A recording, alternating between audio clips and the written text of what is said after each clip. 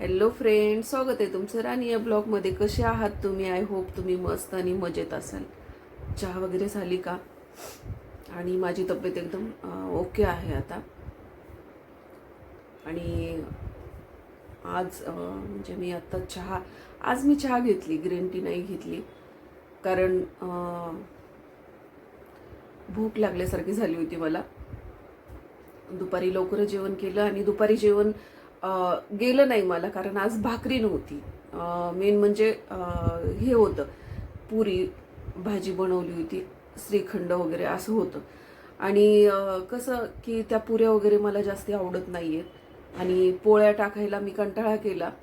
2 पोळ्या टाकायला पाहिजे होत्या, पण मी कंटाळा केला आणि जे मुलाला खायचंय तेच बनवलं आणि त्याच्यासोबत मी पण खाल्लं. परंतु मला ना ते तळण्याच्या वासाने आणि मी पुऱ्या जास्ती 4 ते 5 पुऱ्याच्या वरती मला पुऱ्या खाऊ शकत नाहीये, कारण ऑइल असतं ना त्याला, त्यामुळे. म्हणून आज माझं जेवण व्यवस्थित झालं नव्हतं आणि मला आता भूक लागल्यासारखी झाली होती, तर मी चहा बिस्किट घेतले. त्यामुळे मी आज चहा घेतली, कारण ग्रीन टी सोबत आपण बिस्किट घेऊ शकत नाही, बरोबर की नाही? त्यामुळे तर म्हणून माझी चहा झालेली आहे आणि माझी तब्येत पण एकदम ओके आहे आता. आणि गोळ्या संपलेल्या आहेत बीपीच्या, तर ओके आहे. आणि उज्ज्वला ताई, तू जे सांगते ना की मणक्याचा त्रास असेल, तर हो असेल. परंतु मला 1 वर्षापासून मानेचा त्रास होत आहे, कारण मी असं सतत कॉम्प्युटरवरती बसते ना आणि एकाच पोझिशनमध्ये असं खाली बघून हे करते ना, तर मला मान खूप त्रास देते ग कधी कधी. तर तू म्हणतेस ना, तर माझ्याकडे बेल्ट पण आहे, मी तुला दाखवते 1 मिनिट. तर हे बघ, नवीनच आहे बघ बेल्ट. पण मला म्हणजे नाही का, सगळेजण मला तेच सांगत होते, मान दुखती, त्रास होतो, तर बेल्ट लावत जा, बेल्ट लावत जा. म्हणून मी अधूनमधून, मला जेव्हा मानेचा त्रास होतो ना, डेली नाही मी यूज करू शकत, परंतु जेव्हा जेव्हा माझी मान दुखते ना, मी तेव्हा 100% बेल्ट यूज करते आणि पर्यायच नसतो. तर हे बघ, माझ्याकडे बेल्ट सुद्धा आहे. काय सांगू, मी काय काय करत नाहीस म्हणजे नाही का, मी खूप काही करते. आणि सॉरी बरं का, मी तुम्हाला आरे उरेची भाषा करत आहे. तुम्ही मोठ्या आहेत, छोट्या आहेत, मला काही माहीत नाही, परंतु मला सवय अशीच आहे. मी जे लोक मला प्रेमाने बोलतात, छान बोलतात ना, मी त्यांच्याशी असंच क्लोज, म्हणजे आपल्या घरातल्या व्यक्तीसारखं बोलते. तर तुम्ही मोठ्या आहेत, छोट्या आहेत, जशा बी आहेत, परंतु तुम्ही पण खूप छान कमेंट्स असते तुमची, आणि कमेंट्समध्ये तुम्ही सतत काही ना काही मला सांगत असतात, तर त्याबद्दल धन्यवाद. तर हे बघा, माझ्याकडे बेल्ट सुद्धा आहे आणि मी लावते. मला मानेचा त्रास वाढला आहे 1 वर्षापासून. त्याचं रिझन एकमेव आहे की मला डॉक्टरांनी सांगितलेलं आहे. म्हणजे पहिलं कमरेला त्रास होता माझ्या जास्ती, कारण माझे सीझर झालेले आहेत आणि सीझरच्या वेळेला तुम्हाला माहिती आहे, सीझरच्या वेळेला इंजेक्शन वगैरे देतात, तर त्याच्याने ना मणक्यामध्ये, कमरेला मला थोडासा गॅप होता आणि तो गॅपचं जे दुखणं आहे ते वाढत वाढत मानेपर्यंत येऊन पोहोचले. आता मला कंबर जास्ती प्रमाणात, एवढी कंबर पहिल्यासारखी त्रास देत नाही, पण मान तेवढी त्रास देते. तर आता मला कसं कॉम्प्युटरवरती कंटिन्यू बसून कामं असतं ना, तरी पण मी अधूनमधून उठून इकडं तिकडं फिरत असते, राऊंड मारत असते. परंतु तुम्हाला सांगते, खूप जास्ती प्रमाणात, म्हणून मी मोबाईलसुद्धा जास्त यूज करत नाही, असं खाली मान घालून मोबाईल जास्त यूज करत नाही. कारण मोबाईल मी फक्त व्हिडिओ शूट करण्यापुरता, कमेंट्स वाचल्यानंतर रिप्लाय देण्यासाठी आणि व्हिडिओ अपलोड करण्यासाठी आणि एडिटिंगसाठी मी एवढाच मोबाईल वापरते. मी जास्त मोबाईलसुद्धा वापरत नाही आहे, कारण मला ते दिवसभर कॉम्प्युटरवर बसून इतका वैताग घेऊन जातो की मी संध्याकाळी मोबाईल वगैरे यूज करायची माझी इच्छा पण होत नाही, मला इतका त्रास होतो. आणि मानेचा त्रास वाढलेला आहे. तुम्ही जे म्हणतायत ते योग्य आहे. माझ्याकडे बेल्ट पण आहे, पण मी अधूनमधून लावते बी. आणि परंतु तो व्हिडिओ मी आजारी पडण्याच्या आधीचा आहे, शूट केलेला. म्हणजे ज्या दिवशी मला पहिल्या दिवशी त्रास होत होता त्या दिवशीचा शूट केलेला आहे तो. आणि तो तसाच म्हणजे मी बघा, त्याच दिवशी रात्री मला जास्ती त्रास झाला म्हणून व्हिडिओ अपलोड केला नाही, दुसऱ्या दिवशी अपलोड केला नाही, मग तो तसाच राहिला. मग मी काल पण कुठलाही व्हिडिओ बनवला नव्हता, म्हणून मग मी तो व्हिडिओ मला दिसला गॅलरीमध्ये, म्हणून मग मी तो अपलोड केला. की मी आधीच बनवलेला होता तो व्हिडिओ आणि मला बीपीमुळं तो त्रास होत होता, चक्कर येत होत्या ताई. तर तुमच्या माहितीसाठी सांगते, कारण तुम्हाला त्या दिवशी बी तुम्ही कमेंट्स केली त्या व्हिडिओला, काय झालं अचानक म्हणून. तर मला बीपी वाढला होता आणि बीपीमुळं मला त्रास झाला. उज्ज्वला ताई, तुम्हाला सांगतेय मी की मला बीपीचा त्रास झाला होता, त्यामुळे जास्ती चक्कर येत होत्या. तर तो त्या दिवशीचा व्हिडिओ होता. आणि मी काल व्हिडिओ बनवला नाही, त्याच्यामागे रिझन होतं की गुरुवारचं तुम्हाला रिझन सांगते. तुम्हाला गुरुवारी एवढ्या सगळ्या गुड न्यूज आल्या होत्या मला. गुरुवारी बनवला पण शुक्रवारी बनवला नव्हता, सॉरी. आणि परंतु गुरुवारी रात्री मला शुक्रवारसाठी व्हिडिओ बनवून सोडण्यासाठी बनवायचा होता, तर मी रात्री बनवू नाही शकले. त्याच्या मागचं एक रिझन आहे की अक्षरशः खरोखर मला म्हणजे का अनुभव आला गुरुवारचा. खरंच प्राचीताई, सचिन, तुम्हा दोघांना खास करून सांगते मी, कारण तुम्ही दोघांनीच मला जास्ती फोर्स केलं होतं मंदिरात जाण्यासाठी. तर खरंच तुमचे खूप आभार. तर माझे त्या दिवशी रिपोर्ट्स पण नॉर्मल आले, बरोबर. आणि मला तुम्हाला आता ते दाखवायचे पण. ॲक्च्युली खरोखर ज्या डॉक्टरांकडे मी गेले होते त्या डॉक्टरांच्या हॉस्पिटलचं नाव स्वामींच्या नावावरून आहे हे मला माहितीसुद्धा नव्हतं. कारण मी फर्स्ट टाइम गेले होते आणि मला माझ्या मुलीनं घेऊन गेली होती, कारण तिला तिच्या मैत्रिणीनं सांगितलं होतं की ती सोनोग्राफी करायला कुठे गेली होती, तिथले डॉक्टर चांगले आहेत म्हणून ती घेऊन गेली होती. आणि नाही, मी तिथं बघितलं नव्हतं. मी काल रिपोर्ट्स चेक करताना मला त्याच्यावरती स्वामी समर्थांचा फोटो दिसला. तर खरंच मला आश्चर्य वाटतंय. आणि मी त्याच दिवशी गुरुवारी सकाळी तुम्हाला सांगते, डॉक्टरांकडे जायचे मला मुलांनी आधी सांगितलं होतं. जिमला जाण्याच्या पहिलं तो म्हणे की मम्मी तू जर उठली ना तर लवकर उठ, कारण आपल्याला डॉक्टरांकडे जायचे, नाहीतर मग डायरेक्टली सोमवारीच जावं लागेल. मग मी काय केलं, पाणी भरायला उठले, पाणी वगैरे भरलं आणि मी लगेच ब्रश वगैरे करून सकाळची विधी आवरली आणि आंघोळीला गेली. आंघोळ करून आले, मी पहिली पूजा केली. गरम पाणी घेतलं, हळदीची गोळी घेतली आणि पूजाला बसले. पूजा केली, दरवाजा क्लीन म्हणजे साफ करून घेतला. आणि मी तिथे दरवाजापाशी चौकटी म्हणजे जे बघा उमरा असतो, तिथं उमरा नाही आहे, परंतु तुम्हाला माहिती आहे मार्बल टाकलेलं असतं, तिथं मी स्वस्तिक काढते. तर मी स्वस्तिक वगैरे काढलं आणि मी पूजा केली. आणि पूजा केल्याच्या नंतर मी हॉस्पिटलला जाणारे स्वामींना हे सांगितलं होतं आणि माझे रिपोर्ट्स ठीक असावेत ही पण मागणी केली होती. आणि मनातून मी खूप घाबरत होते बरं का, म्हणून मला काही सुचत नव्हतं. आणि त्यानंतर मी आणखीन एका गोष्टीसाठी पण म्हणजे एक अशी व्यक्ती आहे माझ्या आयुष्यामध्ये जी खूप जवळची आहे. आणि 3 महिन्यापासून आम्ही बोलत नव्हतो, कसलंच नाही. नंबर पण ब्लॉकमध्ये होते, भांडण झालं होतं आणि 3 महिन्यापासून आम्ही बोलत नव्हतो. आणि मला ना 15 दिवसापासून असं बेचैनी जाणवत होती आणि असं वेगळं विचार यायचे आणि असं वाटायचं की काहीतरी घडले, म्हणजे त्या व्यक्तीसोबत काहीतरी चुकीचं घडले असं मला सतत मधून फील व्हायचं. आणि मी खूप असं हे झाले होते की आता कुठून कशी माहिती करू, मी तर ब्लॉक केलेलं आहे, मी तर कॉल करू शकत नाही आणि मला तर कॉल करायचा नव्हता. आणि मी खूप ही झाले होते की मला कुठून ना कुठून त्या व्यक्तीची माहिती समजावी, कारण तो व्यक्ती पण रागात होता म्हणून माझ्या घरी येत नव्हता, बरोबर. आणि बोलत पण नव्हतं आणि फोन पण नव्हते. मग परंतु मी घाबरून गेले होते की काहीतरी चुकीचं घडले. आणि तुम्हाला सांगते, मग मी गुरुवारी त्या व्यक्तीसाठी पण स्वामींकडे बोलले होते की स्वामी भलेही आम्ही बोलू किंवा ना बोलू, परंतु फक्त त्यांची खुशाली मला कळली पाहिजे, एवढीच माझी इच्छा आहे. आजच्या दिवशी मी तुमच्याकडे एवढंच मागत आहे. म्हणून मी त्यांच्याकडे ती पण हात जोडून रिक्वेस्ट करून त्यांना बोलले होते. आणि ॲक्च्युली तुम्हाला सांगते, खोटं बोलत नाही, मला इतकं आश्चर्य पण वाटले आणि माझा विश्वास आणखीन हे झालंय की नाही, खूप साऱ्या संकटातनं जर मला बाहेर निघायचं असेल तर मला स्त्रीमूर्तींची गरज आहे, खरंच गरज आहे. तर त्या दिवशी गुरुवारी संध्याकाळी मी दिवाबत्ती वगैरे केली. 7 वाजून गेले होते, काहीतरी 7:30 झाले होते. मी दिवाबत्ती केली, तारक मंत्र लावलेला होता. आणि माझा मुलगा आणि ती व्यक्ती दोघं एकत्र घरी आले.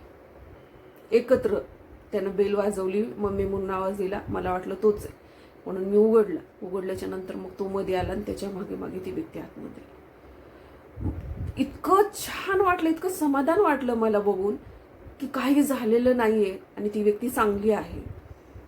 आणि मी स्वामींना आजच बोलले सकाळी, आणि संध्याकाळपर्यंत माझी इच्छा पूर्ण पण झाली की खुशाली कळू दे म्हणण्याच्या ऐवजी ती व्यक्ती माझ्यासमोर. आनंद तर झाला, परंतु भांडण झालेलं मनातून कुठं जाते. बरोबर की नाही. पाणी वगैरे दिली, चहा वगैरे बनवली, परंतु मी बोलले नाही. ते पण सांगते, मी बोलले नाही स्वतःहून. मग नंतर त्या व्यक्तीने असं सांगितलं, मुलांनी विचारलं ना काय झालं, एवढे दिवस आले नाही, काही नाही, असं तसं विचारलं मुलांनी. तर त्यावेळेला त्यांनी सांगितलं की त्यांना अटॅक आला, त्या व्यक्तीला अटॅक आला होता. आणि जे मला भीती वाटत होती की काहीतरी घडले किंवा काहीतरी घडतंय चुकीचं, ते खरोखर ठरलं. जसं तसं सांगितलं. बरोबर मी किचनमध्ये होते, स्वयंपाक बनवत होते, आणि ती हॉलमध्ये बसून दोघंजण गप्पा मारत होते. जसं त्याला सांगितलं मुलाला की असं झालंय म्हणून, की मुलगा माझ्याकडे आला आणि सांगितलं, मम्मी असं असं झालेलं. मग तुम्हाला सांगते, मी अशीच आहे. मग मी लगेच हात धुतला, स्वयंपाक अर्धवट सोडला, हात धुतला, आणि पहिली जवळ जाऊन बसून चौकशी केली. कसं झालं, काय झालं. टेन्शनने हे झालं, ब्लॉकेज आहेत, 3 ब्लॉकेज आहेत, आणि गोळ्या औषधं दिल्यात तात्पुरते, परंतु सर्जरी करायला सांगितली. इतकं म्हणजे नाही का, जेवढं आनंद झाला ना, तेवढं दुःख नंतर झालं मला, की यार काय घडले हे, असं नाही व्हायला पाहिजे होतं. म्हणजे हा पण एक आजारच आहे, बरोबर की नाही. तर खूप संकटातनं वाचली ती व्यक्ती. आणि मला खूप म्हणजे नाही का, मी स्वामींचे आभार त्या गोष्टीसाठी सुद्धा मानते की स्वामींनी, मी सकाळीच बोलले होते, माझी इच्छा आहे की कमीत कमी त्या व्यक्तीची मला खुशालीच कळू दे. बाकी जास्ती माझी अपेक्षा ते माझ्याकडे येईल, बोलल, भेटल, ही अपेक्षा नव्हती मला, आणि मीही मागितलं पण नव्हतं. परंतु म्हणतात ना, आंधळा मागतो 1 डोळे आणि देव देतो 2 डोळे, तसाच प्रकार माझ्यासोबत घडला, आणि खरोखर घडला. तुम्हा सगळ्यांना एकच मिनिट. खरोखर त्या दिवशी असा चमत्कार घडला, आणि मला इतकं छान वाटलं माहिती का. परंतु दुःख तेवढंच जास्ती झालं जाणून घेऊन, की म्हणजे नाही का, की जीवावर बेतलं होतं. आणि खरंच मला ज्या गोष्टीची भीती होती की वाईट काहीतरी घडतंय किंवा घडले, मला जाणीव होत होती त्या गोष्टीची, पण म्हणजे नाही का, परंतु कमीत कमी मला समाधान वाटले की मला खुशाली तरी समजली की ठीक आहे, बरोबर की नाही. तर मला तुम्हाला हे गोष्टी पण शेअर करायची होती. ॲक्च्युली गुरुवारच्या दिवशी, गुरुवारी सकाळीच फक्त मी, माझी इच्छा ही झाली, मागितली, आणि मला संध्याकाळपर्यंत माझी इच्छा पण पूर्ण झाली. यार 3 महिने कसलेही कॉन्टॅक्ट नाही, कसलेही संभाषण नाही, म्हणजे कसलेच, कुठूनच कशीच खबर नव्हती की कसं असेल कसं नाही. म्हणजे आणि पण वाईट, म्हणजे खूप असं घाबरटपणा व्हायचा, सारखी आठवण यायची, काहीतरी घडतंय, काहीतरी होतंय, काहीतरी घडले असं वाटायचं. आणि माझी ती शंका 100% खरी ठरली. आणि मग मी सगळं सोडून देऊन, म्हणजे नाही का म्हणतात ना की सुखात तर कुणी पण असतं, पण दुःखामध्ये माणसाने माणसाच्या सोबत राहावं, तसंच मी सगळा राग सोडून देऊन, सगळं हे सोडून देऊन जवळ जाऊन बसून विचारून घेतलं सगळं. आणि नाही का काळजी घ्यायला सांगितली. मग चहा वगैरे, मग नाश्त्याला काय करायचं का, जेवण करून जा, नाही म्हणे. म्हटलं ठीक आहे. कमीत कमी माझ्या मनाला ह्या गोष्टीचं समाधान वाटलं की यार आहे तो व्यक्ती व्यवस्थित आहे, आणि ठीक आहे, संकट आलं होतं पण टळलं. आणि असंच संकट सगळ्यांवरून टळायला पाहिजे, आणि सगळ्यांच्या मागे स्वामी समर्थांचा आशीर्वाद असला पाहिजे. आणि सगळ्यांच्या मागे ती आहेत, फक्त माणसाला जाणीव पाहिजे, आणि त्या माणसाने इमानदारीनं जगलं पाहिजे जीवन, आणि दुसऱ्याला त्रास नाही दिला पाहिजे, दुसऱ्याच्या दुःखात दुःख मानता आलं पाहिजे, दुसऱ्याच्या दुःखात सहभागी होता आलं पाहिजे, तर तो माणूस आहे, बरोबर की नाही. कारण विचार करा, मी कधीही म्हणजे असं माझी जर चुकी नसेल तर मी कधी पटकन बोलत नाही, परंतु मला जसं समजलं की काहीतरी घडलंय होतं, तर त्या क्षणाला मी माझा राग सोडला, सगळं सोडलं, गॅस बंद करून जाऊन बसून सगळं बोलले, विचारून घेतलं. आणि मग माझ्या मुलाला पण नंतर वाटले की ह्यांच्यामध्ये काहीतरी झालं होतं म्हणून ही बोलत नव्हते आणि म्हणून ह्या भेटत पण नव्हते, असं नंतर माझ्या मुलाला समजलं. तो म्हणतो, मम्मी तू ह्या पण गोष्टीचं टेन्शन नक्कीच घेतलं असशील, बरोबर की नाही. म्हटलं काय करणार, नाही का, सगळं सोडून द्यायचं असतं मम्मी. कधी माणसाचा कुणाचा शेवटचा क्षण असेल सांगता येते का, आणि खरोखर सांगता येत नाही फ्रेंड्स. जर कोण का तुमचे कोण मित्र मैत्रिणी जवळचे कुणी बी असतील, जे तुम्हाला खरंच ज्यांनी दुःखात साथ दिलेली आहे, ज्यांनी तुम्हाला चांगल्या पद्धतीनं समजून घेतलेलं आहे, जे तुमच्या जीवाभावाचे आहेत, खरंच मनात राग ठेवू नका त्यांच्याबद्दल. कधी शेवटचा कॉल असेल, कधी त्यांच्यासोबत काही घडल, आपल्यासोबत कधी, तर खरोखर फ्रेंड्स कधी शेवटचा कॉल असेल हे सांगता येत नाही. म्हणून सगळं विसरून जा आणि एकमेकाला माफ करा आणि एकमेकाला समजून घ्या आणि एकमेकाला सपोर्ट करा. एकमेकाला खरंच मनात राग ठेवून राहू नका, खरं राहू नका. कारण माझा एक व्यक्ती माझ्या आयुष्यातून गेलाय, माझा खूप चांगला जवळचा मित्र, मी तुम्हाला सांगितले. तर विचार करा, त्याचा शेवटचा कॉल त्यानं मला केला होता, परंतु माझ्याकडून रिसीव्ह नाही झाला. मी त्या गोष्टीवरून खूप काही शिकले हो, खूप काही शिकले. मी कधीही कुणाचा कॉल मिस करत नाही. जे माझ्याकडे नंबर सेव्ह असतात ना, मी त्यांचे कधीही कॉल मिस करत नाही. आणि मी कधीही म्हणजे नाही का, कुणी मला जर चुकले म्हणून माफी मागत असेल ना, तर मी माफ पण करून देते. मी राग मनात ठेवून राहत नाही. कारण की बघा ना, तो पण म्हणजे मला म्हणजे तो जाण्याच्या पहिलं 4 महिने मला माफी मागत होता.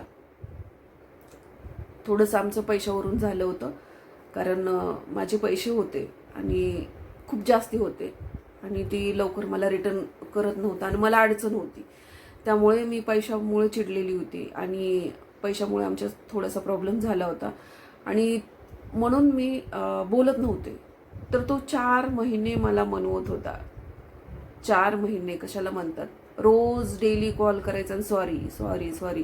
जोपर्यंत मी माफ करत नाही ना, तोपर्यंत ती मला पिछा सोडला नाही.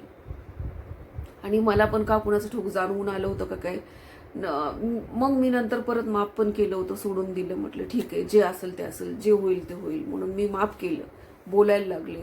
परत आमचे रिलेशन चांगले झाले आणि नंतर त्याच्यासोबत तसं घडलं. तर मी इतके म्हणजे धन्यवाद म्हणते देवाला की मला सद्बुद्धी दिली त्यावेळेला त्याला माफ करण्याची. नाहीतर मी आज आयुष्यभर स्वतःला माफ करू शकले नसते. की मी पैशामुळं माझा एवढा चांगला मित्र गमावला, परंतु ती माफी मागत होता. तो मेला तरी पण, ह्या जगातून गेला तरी पण त्याच्या मनात राहिलं असतं की हिनं मला माफ केलं नाही, बरोबर की नाही. आणि मी मरेपर्यंत स्वतःला माफ करू शकले नसते की ते एवढा माफी मागत होता आणि मी माफ नाही केलं. पैशाच्या पुढं माणसाला किंमत दिली नाही असंही मला पछतावा झाला असता, परंतु मला देवाने सद्बुद्धी दिली आणि मी त्यावेळेला माफ केलं आणि आम्ही कंटिन्यू परत रिलेशनमध्ये चांगल्या पद्धतीनं, जसं पहिलं आमचं होतं तसंच राहिलो आणि चांगल्या पद्धतीनं एकमेकाला बोलत होतो वगैरे. तर ती मनात त्याच्या पण नाही राहणार आणि मी जरी या जगातून गेले तर माझ्या पण मनात नाही राहणार. भले ते आमचे 2 पैसे आहेत, जे गेले ते गेले, तो विषय नाही, पण त्या माणसाच्या पुढे ते पैसे काहीच नव्हते, कारण तो एवढा चांगला व्यक्ती होता. आणि मी पहिल्यापासून कधी पैशाला व्हॅल्यू दिली नाही हो फ्रेंड्स. मला अडचण असल्यानंतर मी पैसे खूप मागे लागून मागून घ्यायचे, परंतु मी पहिल्यापासून कधीही नात्याच्या पुढे पैशाला व्हॅल्यू दिली नाही. आणि मी ह्या गोष्टीचाच सगळ्यांनी माझा फायदा घेत राहिले, परंतु ह्यानं माझा फायदा घेतलेला नाही आहे. मला तो वरून जरी बघत असेल तरी सुद्धा म्हणत, त्या व्यक्तीनं उलट मला होता होईल तेवढी, जेवढी मदत करता येईल तेवढी मदतच केलेली आहे. ती कुठल्याही पद्धतीनं असो, मला आधारच दिलेला आहे. म्हणून मी म्हणणार नाहीये की माझे पैसे बुडवले, असं झालं तसं झालं, बिलकुल नाही. आणि मला ते नकोय पण. तर कुणी कुणाचं ऋण करी नसतं, ज्याचं त्याचं नशीब आणि हिस्सा असतो, जो तो घेऊन जातो, बरोबर की नाही. तसंच काही मला तुम्हाला फक्त एवढंच सांगायचंय की तुमचे जवळचे जीवलग मित्र मैत्रिणी जी कुणी बी तुमच्या आयुष्यात असतील ना, खरंच माफ करा. माफी मागितली तर मोठ्या मनाने माफ करा आणि राग ठेवू नका. 2 दिवस 4 दिवस राग ठीक आहे, एवढे महिने राग ठीक नाही. आणि मला कुठंतरी चुकीचं वाटलं आणि मी माझी चुकी नसताना पण मी काल म्हणजे गुरुवारी सॉरी म्हणली त्या व्यक्तीला. की यापुढं मी कधीही म्हणजे नाही का असं भांडण करू, बरं का, भांडण करू, कितीही भांडू, परंतु फोन मिस न उचलणं, ब्लॉकमध्ये टाकणं आणि एकमेकाची खबर नाही घेणं, ह्या गोष्टी कधीच आम्ही करणार नाही करणार. तुम्ही चांगल्या पद्धतीनं समजू शकता की एक मित्रमैत्रीण म्हणजे काय असतं, आणि ते मित्रमैत्रीण ज्यांनी तुम्हाला सगळ्यात जास्त वाईट परिस्थितीमध्ये साथ दिलेली असते, बरोबर की नाही, म्हणजे मरणाच्या दारातून वापस आणतो ना, त्याला कधी विसरायचं नाही. नाहीतर ही चिल्लर हो, हे बघा ना, अक्षरशः फ्रेंड्स, मला तुम्हाला सांगायचं रिझन एकच आहे, माझ्या पायाचे फोटो काढून घेतले होते. कशाचे? माझ्या पायाचे, चरणाचे फोटो काढून घेतले होते. त्या व्यक्तीचं असं म्हणणं होतं की मित्र एवढा चांगला आहे की त्याचे चरण सुद्धा माझ्यासाठी अनमोल आहेत आणि महत्वाचे आहेत, म्हणून माझ्या पायांचा सुद्धा फोटो काढून घेतला होता आणि मोबाईलमध्ये ठेवला. आणि त्याच व्यक्तीनं फक्त एका चुकीमुळं एक कॉल मी घेतला नाही, म्हणून आज मी 4 वर्ष होतील, कदाचित 3 ते 3.5 वर्ष झालेत, मी त्याच्या ब्लॉक लिस्टमध्ये आहे. आणि कसली मैत्री म्हणायचं तुम्हीच सांगा, कसली मैत्री, की माझ्यासाठी, म्हणजे तू माझ्यासाठी लकी आहे. आणि मी असं शॉपवरती बसलेला असतो त्यावेळेला, रिकामा बसलेला असतो त्यावेळेला एकही कस्टमर येत नाही, पण ज्या वेळेला मी तुला कॉल लावतो त्या वेळेला माझ्याकडे कस्टमर येतात. मग ह्याला ज्या वेळेला कस्टमर पाहिजे असायचे ना, आता बसून खूप बोर झाल्यानंतर मैत्रिणीला फोन लावायचा आणि गप्पा मारायच्या, बरं का, आणि कस्टमर मिळवायचं. तर ती त्या टायमिंगला मैत्रीण होती आणि आज 3.5 वर्षापासून मैत्रीण ब्लॉक लिस्टमध्ये आहे. तर आता कुणाला फोन लावून कस्टमर मिळतात तुला, बरोबर की नाही फ्रेंड्स? तुम्ही सांगा, मित्रमैत्रीण ह्याला म्हणतात का? छोट्याशा चुकीवरून तुम्ही माणसाला डायरेक्टली ब्लॉक करता आणि त्या माणसाची नातच तोडता, ह्याला मैत्री म्हणत नाहीयेत, ह्याला मतलबीपणा आणि युगो म्हणतात. जो युगो 3.5 वर्षापासून कंटिन्यू आहे. तू पण यूट्यूब बघतोयस तर मी अजून पण सांगते, त्यावेळेला जी काही परिस्थिती होती ना, त्यामुळे तो फोन उचलला गेला नव्हता. परंतु मी आज बी हात जोडून सांगते, तू जरी विसरून गेला असशील ना मैत्रीला, मी नाही विसरले आणि मी कधीच विसरू नाही शकत. आज बी त्या बी वेळेला मी देवाकडे तुझ्यासाठी काही ना काही मागायचे ना, आज बी देवाला तुझ्यासाठी काही ना काही मागत असते, सुखी ठेव म्हणून. तू जिथं बी असतील तिथं सुखी जरी असला ना तरी माझ्यासाठी खूप आहे. परंतु ह्या पुढं कधी कोणासोबत मैत्री करायला जाऊ नको, कारण मैत्रीच्या लायक नाही आहे. आज मी तुला बोलून दाखवते, मैत्रीच्या लायक नाही आहे. फक्त एक कॉल न उचलण्यामुळं इगो हर्ट झाला आणि कॉल नाही उचलं तरी स्टेटस ठेवती. माझा जर फोन दुसरं कोणी घेत असन, यूज करत असन, स्टेटस ठेवत असेल, मी रोज स्टेटस ठेवत असेल, तर मग ह्याचा अर्थ असा होता का की मी मुद्दा म्हणून फोन उचलत नाही, म्हणून मला आज 3.5 वर्षापासून ब्लॉक लिस्टमध्ये आहे आणि मी त्याच्यासाठी लकी होते, असं त्याचं म्हणणं होतं. आत्ता कुठं गेलं लक, आत्ता कुठं गेली मैत्री? शेवटच्या क्षणापर्यंत साथ निभवायची. आपण सरणावर जरी गेलो ना, ही वाक्य बोलायचं, मेली ना तर मातीला नक्कीच येणार.